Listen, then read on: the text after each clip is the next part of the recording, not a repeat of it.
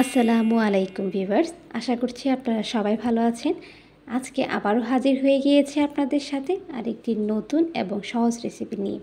তো কাঁঠাল কিন্তু আমরা কম বেশ সবাই খেয়ে থাকি। এই কাঁঠালের বিচিতেও কিন্তু রয়েছে পর্যাপ্ত পরিমাণে প্রোটিন। আর আমরা অনেকেই কিন্তু জানি না যে কাঁঠালের বিচি কিন্তু ভর্তা বানিয়ে খাওয়া যায় এবং খুব সহজে। আর আজকের ভিডিওতে আমি আপনাদের সাথে শেয়ার করব কীভাবে খুব সহজে কাঁঠালের বিচি দিয়ে ভর্তা বানিয়ে খাবেন। তো ভিডিওটি শুরু করার আগে যারা আমার চ্যানেলটি এখনও সাবস্ক্রাইব করেননি, অবশ্যই আমার চ্যানেলটি একটি সাবস্ক্রাইব করবেন যাতে নিত্য নতুন ভিডিওগুলো আমার চ্যানেলের আপনার কাছে পৌঁছে যায়। তো কথা না বাড়িয়ে চলে যাচ্ছি মূল ভিডিওতে। কাঁঠালের বিচি ভর্তা বানানোর জন্য প্রথমে আমি কাঁঠালের বিচিগুলোকে ভালোভাবে ধুয়ে নিয়েছি। এগুলো কিন্তু আমি পুরোপুরি ছুলে নিইনি, এগুলো কিন্তু পুরোপুরি ছুলে নেওয়ার কোনো দরকারও নেই। শুধু আমি যে মুখের যে অংশ, শক্ত অংশটা, ওইটা শুধু একটু কেটে ফেলে দিয়েছি। আর কাঁঠালের বিচি সিদ্ধ করার সময় কিন্তু বেশি পানি দেওয়ার প্রয়োজন নেই। কাঁঠালের বিচির উপরে কিছুটা পানি থাকলেই হবে। এমন অবস্থায় আমরা মিডিয়াম টু হাই হিটে 10 থেকে 15 মিনিট কাঁঠালের বিচিগুলোকে সিদ্ধ করে নিব। তো আমার কাঁঠালের বিচিগুলো কিন্তু সিদ্ধ করা হয়ে গিয়েছে, দেখতে পাচ্ছেন। পানিটাও প্রায় শুকিয়ে গেছে, আমার কাঁঠালের বিচিগুলোও সিদ্ধ হয়ে গেছে। এখন আমি কাঁঠালের বিচিগুলোকে হালকা পানি দিয়ে ধুয়ে নিচ্ছি। তো কাঁঠালের বিচিগুলো ভর্তা বানানোর জন্য আমি এখানে আমার বাকি উপকরণগুলো নিয়ে নিয়েছি।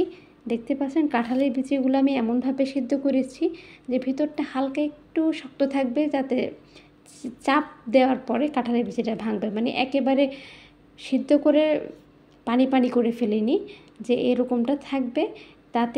তাতে করে আপনার কাঁঠালের বিচি ভর্তাটা খেতে ভালো লাগবে। আর যারা কাঁচা পেঁয়াজ খেতে চান না, সেক্ষেত্রে আপনারা চাইলে কাঁচা পেঁয়াজটা সরাসরি না ব্যবহার করে একটু হালকা তেলে ভেজে নিতে পারেন। সাথে আমি এখানে 9-10টা শুকনো মরিচ টেলে নিয়েছি হালকা একটু তেলের মধ্যে। তো এখন প্রথমে আমি যে কাজটি করব, কাঁঠালের বিচিগুলোকে পাটার মধ্যে বেটে নিচ্ছি ভালোভাবে। তো এই দেখুন, আমি কাঁঠালের বিচিগুলোকে ভালোভাবে বেটে নিয়েছি। এখন একই পাটার মধ্যে আমি পেঁয়াজ আর শুকনো মরিচগুলোকেও ভালোভাবে বেটে নিচ্ছি। তো আমি পেঁয়াজগুলোই কিন্তু একেবারে মিহি করে ফেলিনি, একটু দানা দানা রেখেছি যাতে মুখে লাগলে একটু খেতে ভালো লাগে। তো এখন আমি কাঁঠালের বিচি এবং এই পেঁয়াজ আর মরিচের বাটাটাকে একসাথে ভালো করে মিক্স করে নিচ্ছি। সাথে দিয়ে দিচ্ছি পরিমাণ মতো লবণ। আমি কিন্তু সিদ্ধ করার সময় কোনো লবণ দিইনি, পরবর্তী সময়ে লবণ দিয়েছি। তো দেখেছেন খুব সহজে কীভাবে কাঁঠালের বিচি ভর্তা হয়ে গেছে। এখানে কিন্তু সরিষা তেল বা অন্য কিছু দেওয়ার কোনো দরকারই নেই, এটি এমনিতেই খেতে অনেক সুস্বাদু। তো ভিডিওটি ভালো লাগলে অবশ্যই একটু লাইক দিবেন আর আমার চ্যানেলটি সাবস্ক্রাইব করে পাশে থাকবেন। তো আজকের মতো এই পর্যন্তই, আল্লাহ হাফেজ।